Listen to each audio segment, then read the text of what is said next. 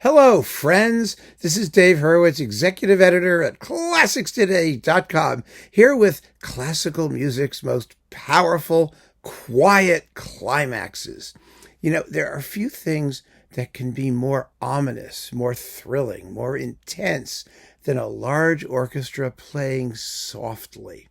And one of the most miraculous passages that features that particular effect is the coda of Shostakovich's Fifth Symphony.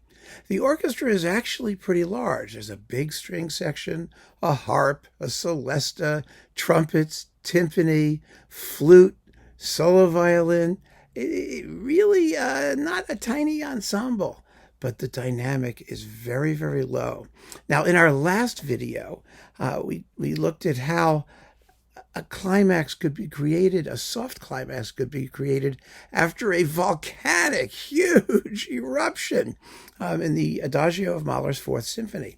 Well, here in the first movement of Shostakovich's Fifth, you have a soft coda which follows a very soft conclusion of the recapitulation because the second subject in Shostakovich's Fifth, it's a monothematic sonata four movement if you care, the second subject is very consoling, and it's major key, and it seems like all the fog has been cleared and the violence is over from the development section, and the tam-tam whack is out of the way, and we have this really rather lovely, easeful melody, which brings the body of the movement to a conclusion. But it's not the end. Not a bit. Shostakovich does not want to end with that fleeting moment, or he wants to make it, let's put it this way, a fleeting moment of relative happiness or relaxation. Instead, he wants to bring back the sense of mystery, of dread, terror even, that earlier portions of the movement expressed much more loudly. It's a memory, an evil memory, a memory of what was and what might yet be. And so we have this absolutely magnificent, beautiful, spooky coda. Listen particularly to the motive on the trumpets and timpani, bum-ba, which is the opening of the whole symphony. Da-da, da-da, right? It's the basic motive of the whole movement. But to have the low trumpets and timpani softly, that is exactly classical procedure. I mean, Haydn, Mozart, and Beethoven would have recognized Shostakovich's use of trumpet and drums here to symbolize dread, threat, menace. Think of the soft trumpets and drums in the Dona Nobis Pacem of the Missa Solemnis, for example. Shostakovich is part of that tradition. And, you know, these kinds of effects are always telling when used correctly, as Shostakovich does here. And then you have the silky tone of the solo violin, lonely and singing high above the orchestra, the gently pulsating strings just going chung chung chung chung chung. You know, it's really scary. And then the final conclusion with the trumpets and drums doing their thing, and a little chromatic run in the celesta, which I got to play when we did Shostakovich's Fifth Symphony. I was the celestist. Oh my goodness, was that fun? I have to tell you. Dumpa, do do do do do do do do do, bumpa, do do do do, like that, and the tone of the celesta, which is icy cold. It's absolutely terrifying. We tend to think of the celesta as an instrument like the Dance of the Sugar Plum Fairy. That's this cute, dainty little sort of music box sound, and that is true. It can do that. But in the hands of Mahler, in his Sixth Symphony, we learned that the celesta can sound evil and cold and spooky.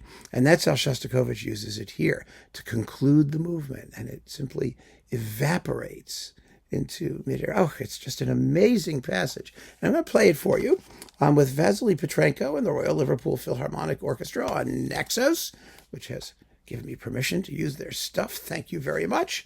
So here is the coda to the first movement of Shostakovich's Fifth Symphony. It is undoubtedly a climactic moment. It's the coda. It's the ending, our last memory of a huge concatenation of musical development and emotion. And boy, is it powerful. Here you go.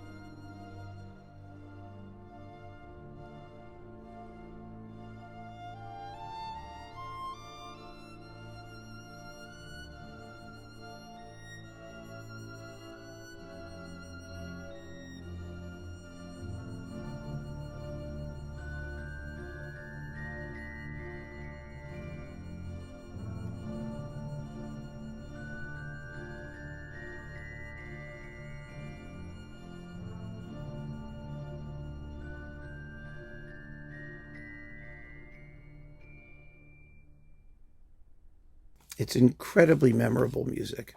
And I remember, the first time I heard it, it was actually the Ormandy recording. And it just blew me away. I mean, when you have a soft ending that you remember more vividly than the loud bits, which is what this was for me anyway, then you're dealing with a master composer, but also with some really, really strongly profiled music. So that is today's example of one of classical music's most powerful, quiet climaxes. Really some remarkable stuff going on there, and I hope you listen to the whole symphony, of course, because the slow movement, frankly, the Largo, also has some of our most powerful, quiet moments. I mean, moments of incredible, gripping stillness and desolation that are very, very, very moving, deeply, deeply moving. But that coda, wow. Yeah, powerful stuff. So keep on listening, friends. Thanks so much for joining me. Take care.